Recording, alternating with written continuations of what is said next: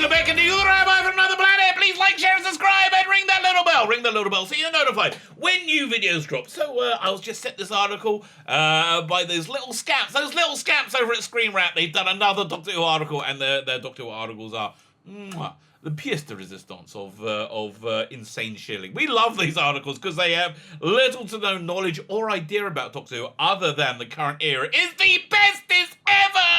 And not everybody hates it, which is clearly but you know how I would describe it. So this article is entitled Doctor Who Theory. And again, I love to hear Doctor Who theories by people who are complete ignoramuses, right? It's always fascinates me. Doctor Who theory: Yaz has been replaced by an alien. I would believe. If you were saying it was a block of wood, the same block of wood that they also carved Michael Burnham out. Maybe they're saying Yaz is one of those like wooden people, right? From what was that Christmas special? Or the Doctor with one of the worst ones, right? Doctor Widow and Wardrobe. You had they name checked Androzani, but very weirdly, right? But also you had that wooden king and queen, although they look a bit more animated than poor Mandy Gill. Now, I do feel bad taking the piss out of Mandy Gill because she's not the brightest spark, right? But bless her, she is not the brightest spark. She's not the brightest bulb in the patch. I miss the days when she was on Twitter because she was saying the stupidest things. So I do feel bad because it's not really her fault, right? I mean, listen, when I was growing up in the 70s, 80s, we used to have a pharmacy. In England, we called it a chemist. Boots the chemist. That was in your high street. It was like 2 or 3 shops away. You go in and you would have the shampoo aisle. You have but in the middle bit, you would have the makeup and perfume aisle, right? And you would have a reasonably attractive young lady who knew how to put makeup on as the saleswoman for the makeup and perfume aisle. That's where Mandy Gill is supposed to be in life, right? Nobody's supposed to be listening to her thoughts on anything because she doesn't really have many. And so, but listen, the 2020 version of being in the makeup aisle, Boots the chemist, is like you get to be in Hollyoaks, but by some bizarre fracturing of reality, so some inversion of sanity, she ended up in Doctor Who, and now I think she wants to have babies with the Doctor, which is going to be interesting because the Doctor is also a lady. So we got that coming up. Anyway, has she been replaced by an alien? Who knows or dare stream? Before we get into it, can I ask you guys, can you hit the like button? That is freaking awesome. Thank you very much. Can you hit the share button? Listen, you want to share a bit of sweet with people. Not many people get a dirty, geeky rabbi in their life. You hit that share button, you can share the goodness. That is Svilebecken to the world around you. And I think the world around you would indeed thank you. Mostly though, can you hit the subscribe button? The subscribe button is what we need to compete in any way, shape, or form with big tech. Yeah, big tech don't like us because we don't really say what they want us to say. So if you hit the subscribe button, that really, really helps. Or subscribe to other YouTubers. Also very, very, very helpful indeed. If you subscribe, of course, you can enter my weekly competitions. The prize, we have a new prize. The prize this week is Just Dredd, the complete case files. Volume 18, McKismo. See, McKismo covered by Colin McNeil. This is a major storyline where they started trying to introduce robot judges into the world, and Just Dredd wasn't happy with it at all.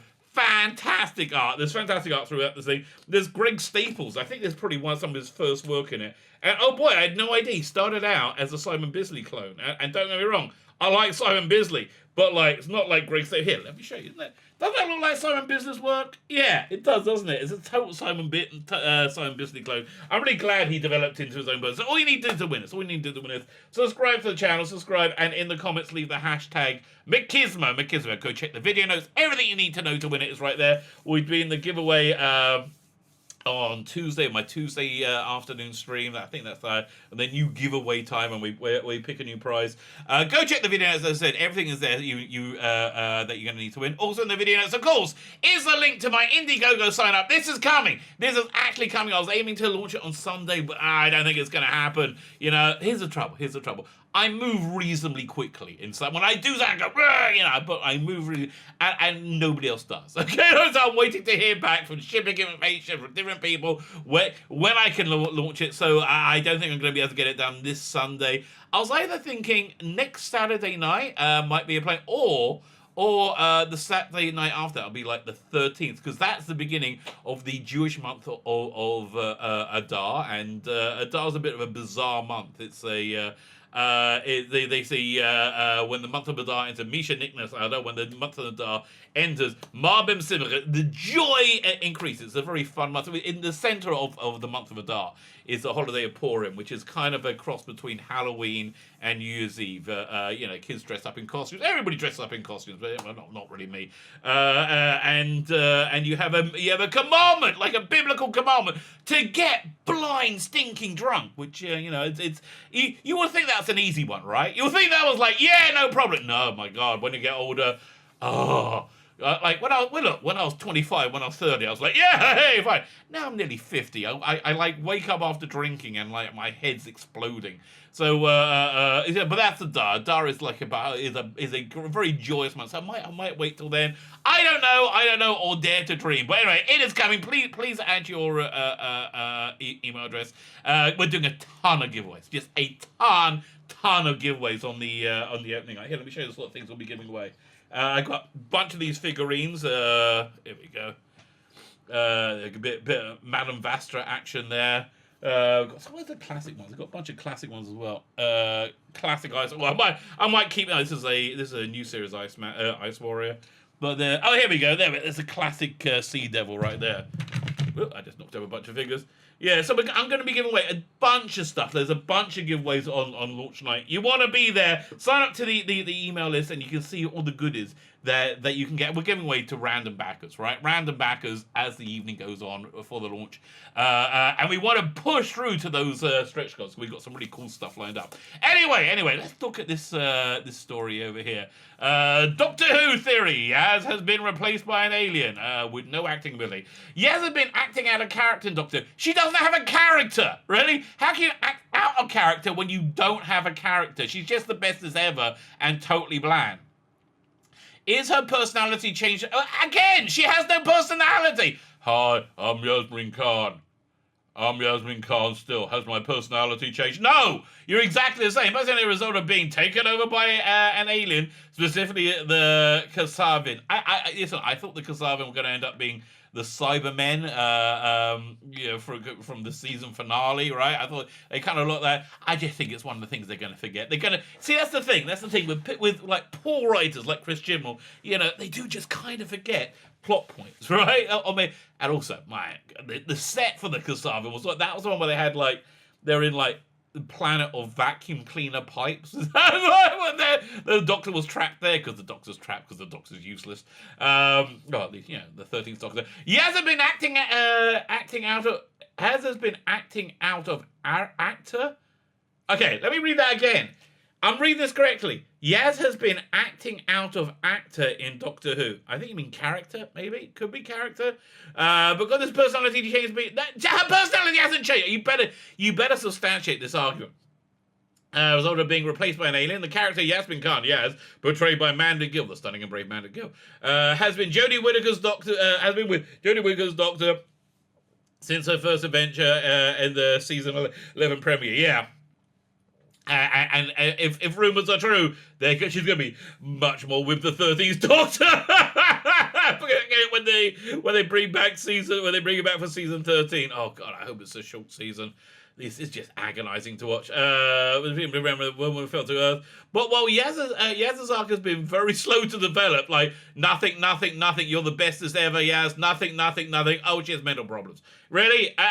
No. That's not called development. That's called being a terrible writer. It's been slow to develop. The focus on Doctor Who season 13 may well shift more to her. As she's, I was going to say she's the only companion, but they're also bringing in John Bishop, aren't they? Somebody with some kind of ability to connect with the audience, because none of these other two have. I was kind of hoping for it to be a Yaz and Doctor, 13th Doctor TARDIS, because and then let's change the TARDIS to a camper van, because you don't want any of those problematic police in there anymore. The mention of police. Including the possibility of major reveals, although bits and pieces of her past pre-Doctor present have been shown in earlier seasons. I think one scene. Critics have previously complained that Yaz never got much screen time. I can play she has too much. Quite frankly, too much screen time. Too much screen time as a fellow companions. No, you just notice that Graham Bradley Walsh a lot more because he's personable and you connect to him and you kind of like him.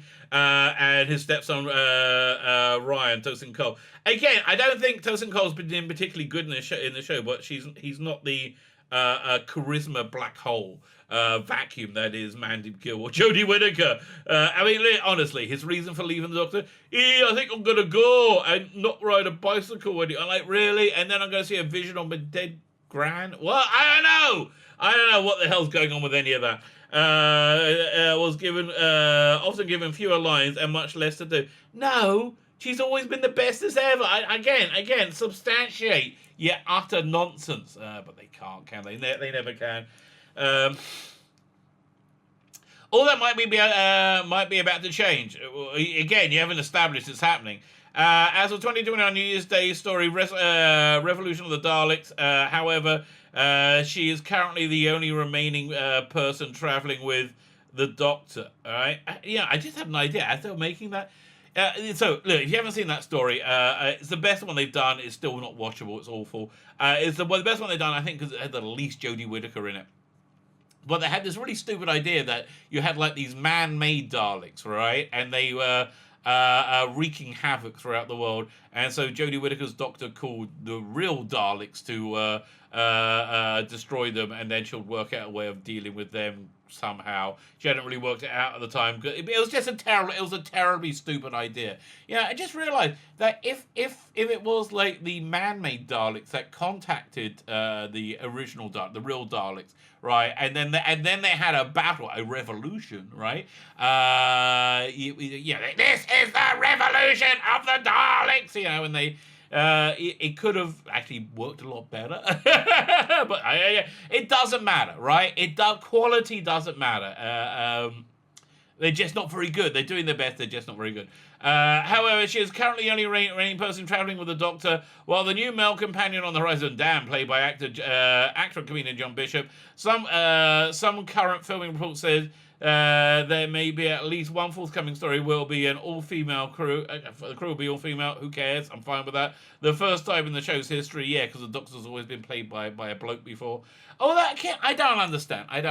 Okay, the people who love this Doctor are predominantly the trans activists. Trans activists love this Doctor. That's why they love the rainbow on over across the chest. The rainbow isn't saying, look, I'm down with the gays. It's not saying that because everybody's down with the bloody gays. It's saying that I'm down with the trans. That's basically what the clear, unequivocal message coming out of both Doctor Who and the BBC are. They're trans women are women, whatever. But they're big into trans. So I don't understand. How is it important they're all female when there is no gender, right? Why are you assuming Yaz and the Doctor's gender? I don't know. But again, these are the sort of contradictory rules that we live in 2021. The forthcoming season 13, there's a golden opportunity for a long-awaited deep dive into a character. She hasn't got a character. Listen, I've seen every episode she's been in, 2 years worth of it, right? I can't tell you what she likes. I can't tell you what her personality is. I can tell you what Mickey's like. I can tell you what Rose is like. I can tell you what Martha's like. I can tell you what, what's her name? Frank Skinner as that conductor on the space oriented. I can tell you what he's like. I can tell you what characters are like. I can tell you what Brigadier Lethbridge's great-grandfather's like. I can tell you what a character is like. She isn't a character. You know why she's not a character? Because she's got no characteristics other than being the bestest ever, which is, there are rules for these crazy ideologues in the entertainment industry. If you, one of the rules is that if you're a female character, you have to be the bestest at everything. Michael Burnham in Star Trek Discovery is the template, or, Ray. And you've never got to explain why they're good at everything. They just are, because they are. And if you're a black man, you've got to be effeminate. You got to be effeminate in some way. You can't be an alpha male. That's verboten. Dive into character. What character? And where this shift in her life and personality is headed. There is no. I mean, again, establish your bloody premise. Here's the thing. There's the thing with these idiots writing these things. They just say that over and over again, and they think that's establishing a premise. No, show me how her personality has changed since the traumatic first encounter with the Kasavan in season 12 opener Spyfall Part 1. Yaz has behaved quite differently. How? While there are some plausible real-world explanations for her recent obsessive behavior, including PTSD or related mental illness. Again, I haven't seen any of this. It's also possible the Kazan are using her or a duplicate of the real Yaz to study the Doctor and her TARDIS technology. Could be. Who cares? While there were hints of instability in Yaz's personality going all back to the first appearance. No, there wasn't. Yaz's big changes occurred in the opener of season 12 when the Doctor and Graham are in Australia with Secret Agent O. Honestly, I didn't really pay this much attention. Well, let's hear what they got to say. They are attacked by luminescent aliens later identified as the Kasavin, with the first one to enter their house being trapped in a electrified glass trap. Yaz with Ryan in San Francisco attacked by another Kasavan and seemingly teleported to a strange world made of, again, vacuum cleaner hoses. Why do they think that was a good idea?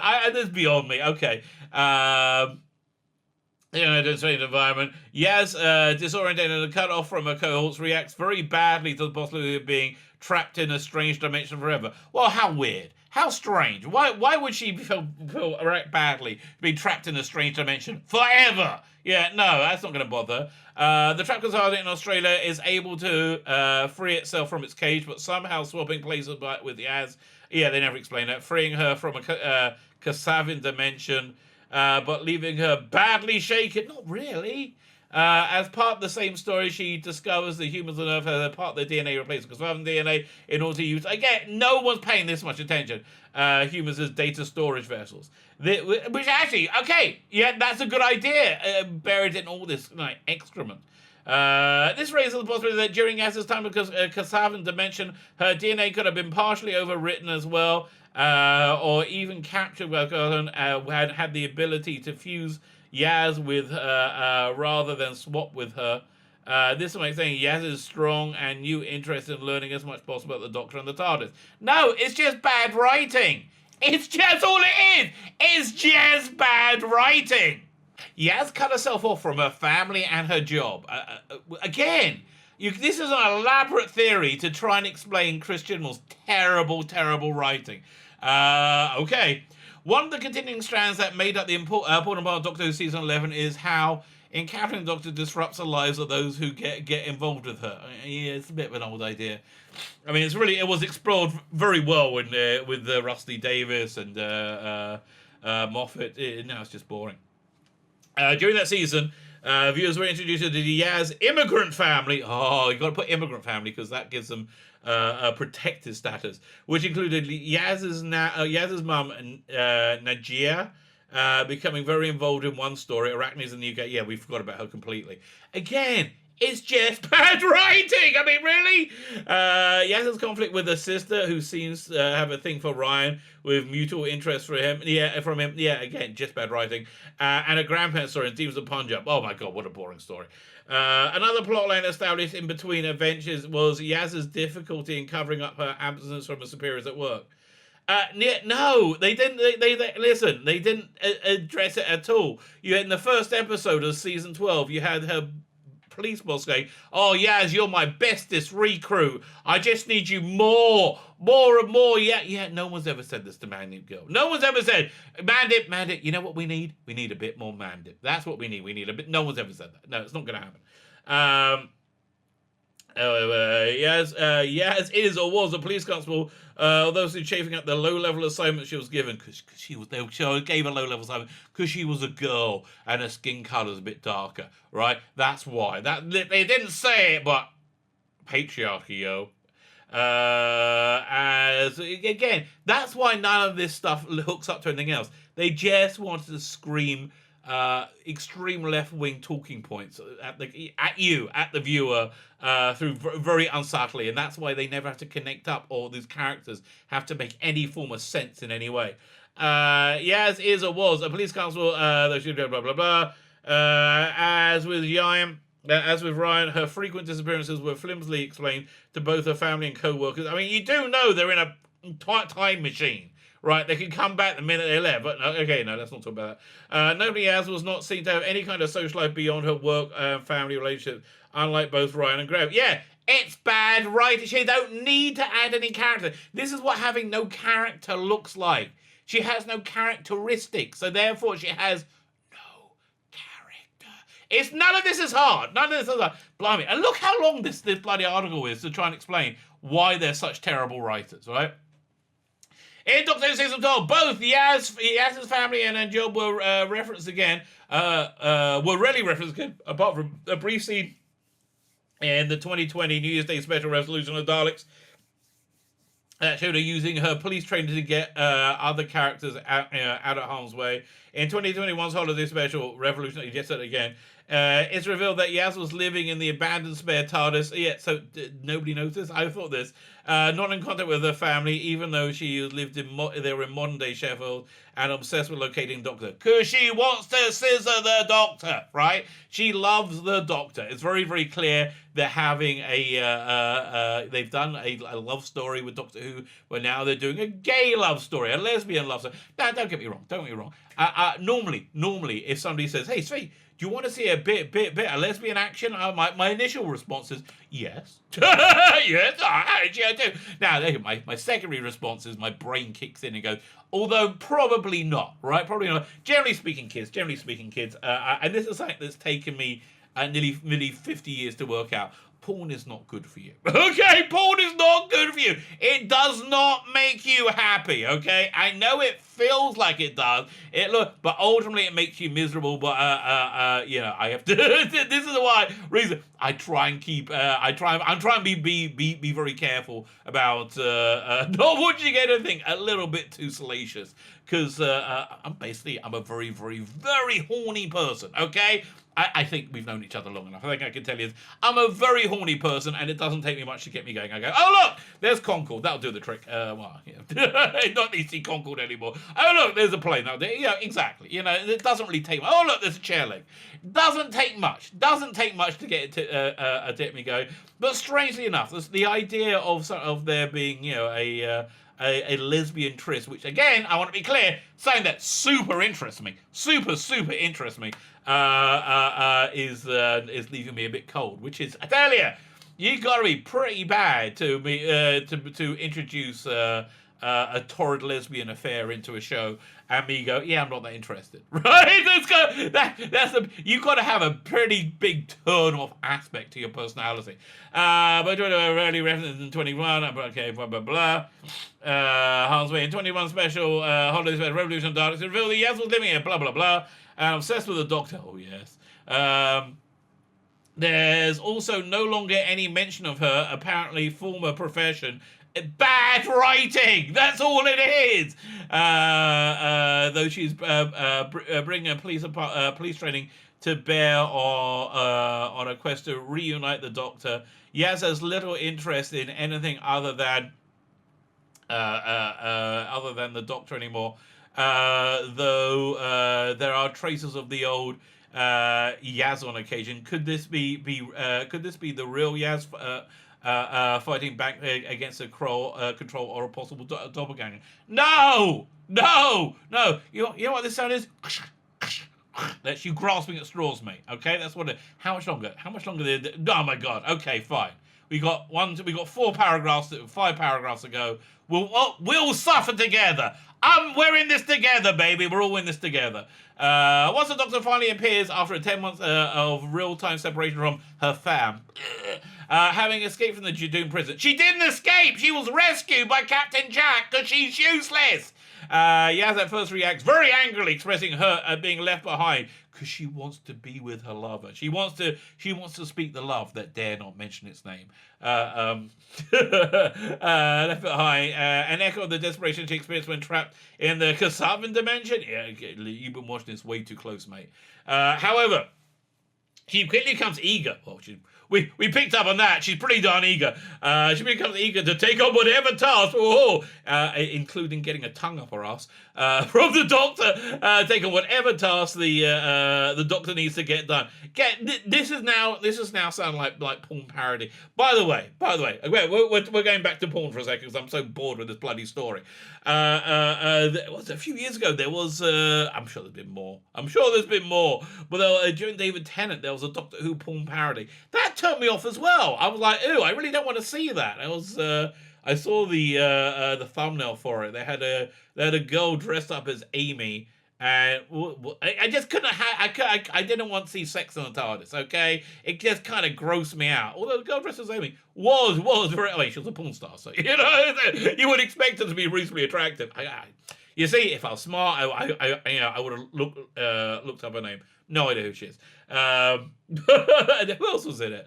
And that just totally turned me off. Okay, fine. We're going to go back to the boring story. I've noticed lots of plot discrepancies, which must mean yes, it's an alien. No, it means that they're just terrible writers. Where is it?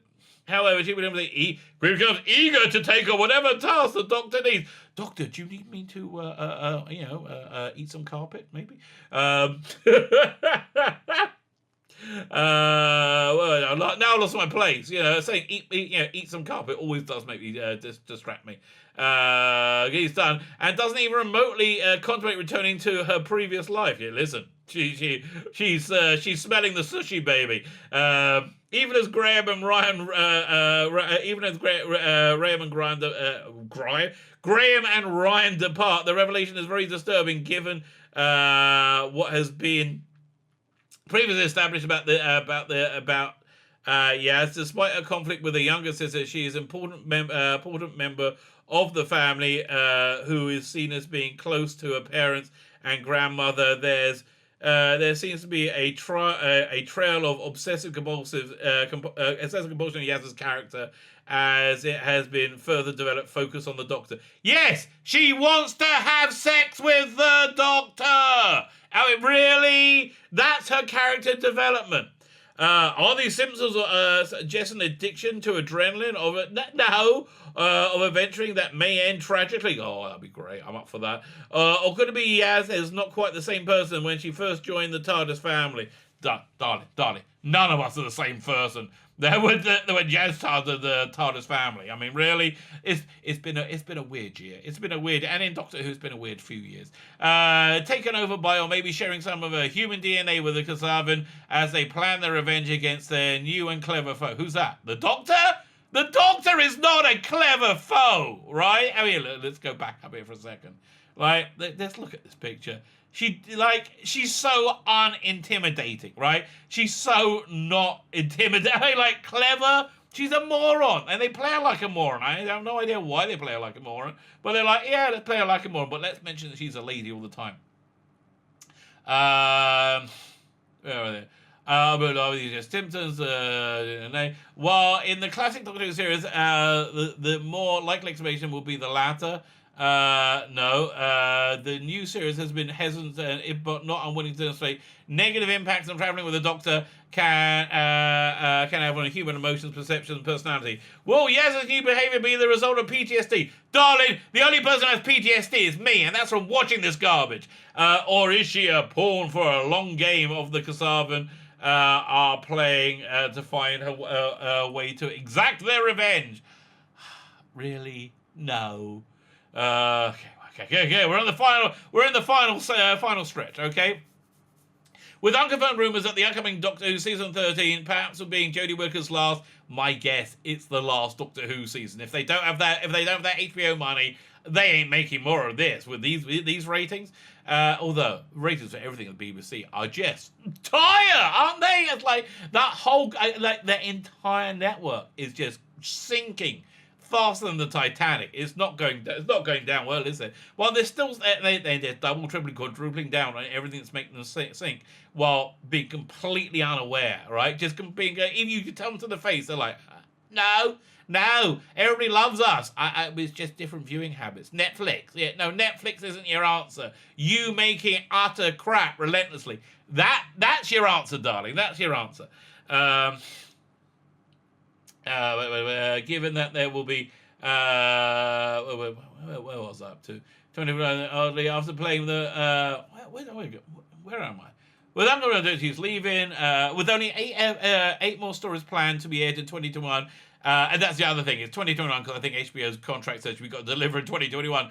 There is not much time left to explore what's going on with Yaz that has caused her to behave so oddly. No one thinks she's behaved oddly. This is just you paying too much attention to something that isn't supposed to be given too much attention to. Look, I'll give you an example from classic Doctor Who. If you watch, in most classic stories, you'll see they ended up with a cliffhanger, and then they start with recapping what happened. It starts a little few minutes back from cliffhanger. There's a lot of stories where you get like 18, 19 minutes worth of new stories because that recap goes on for way too long, right? The point is this. Those stories were not supposed to be watched back to back to back to back, those episodes. They're not supposed to be watched there. And you can see the weight of it falling apart when you do that. However, just in the same way, this Doctor Who is not really supposed to be watched that carefully. This is something you watch out the corner of your eye while you're standing on a ledge of a building with a noose around your neck. That's basically the best way to watch Doctor Who, I would suggest. There we go. Obeying oddly. She's behaving oddly because she's a terrible actress with a terribly written character. After playing a minor role in her first season and with a personality on the rocks in season 12, fans may get a full blossoming. It's just going to blossom. Blossoming of the character, given that there will be fewer companions to share screen time with. The ending of season 12, The Timeless Children, which that went down a treat, didn't it? That went down well. Was focused on the Doctor and her past, rewriting much of what fans thought knew to be the character. Listen, let me tell you. For Doctor Who to survive, we got to rewrite much of what fans of this era believe to be the character. Doctor's going to be a Time Lord again. Or not be at all, right? It's one of the two. She focused on Doctor Who, blah, blah, blah, blah. This was a major plot direction for season 13. That really, it would crash and burn. Where the Doctor would presumably search for more knowledge about her true origins or investigate if the Master's version of history was accurate. Who cares? However, veteran fans of the show know that the Doctor rarely looks back. Indeed, she appears to dismiss Ryan's suggestion that to search for her origins, that who she is she's the one who's going to stop the Daleks. Really, I don't trust her to do anything. So another major plot involving one of the Doctor's companions would avoid the need to delve further into the newly re-established mystery of the Doctor. Yaz's now less predictable behaviour may lay the groundwork for both underlying subplots, there aren't any, and more character-focused stories. God, I hope not. Again, can you hear me? It was awful. Absolutely awful. Whether the writers go for psychological explanation for or more traditional alien interface calls for a change of character. There is no change in Yaz's character. Will you just stop saying it over and again, or take another direction altogether? The other direction they're just not going to notice because it's not real. It's all in your head, Mr. Crazy Man. Yaz will emerge from the shadow of her former teammates and play a bigger role in Doctor Who season 13, which is really the only thing you care about because she's a lady and she has darker skin, and that's all that really matters. How at my end is anybody's guess? I'm gonna guess it's gonna be garbage. That's my guess. Okay, let's see if my Nostradamus-like prediction will indeed pay out. But fans who took a time to Shaz, both of them, as a young underdog of season 11. And cheered her coming out of her shell a bit more in season 12, are sure to be anticipating her fate. No one is anticipating Yaz's fate. Not even Man to Kill is anticipating Yaz's fate. No one is. I don't think anybody really cares. I don't think anybody really cares as much as the person who wrote this insane shilling piece of garbage. There you go. So my name's Elon and the Rabbi from another planet. Please like, share, subscribe. Is Jazz an alien? Who gives a shit? Who cares? My name's Elon and the Rabbi from another planet. Please like, share, subscribe. Ring the little bell. Ring that little bell so you're notified when new video drops. And have yourself a fantastic day.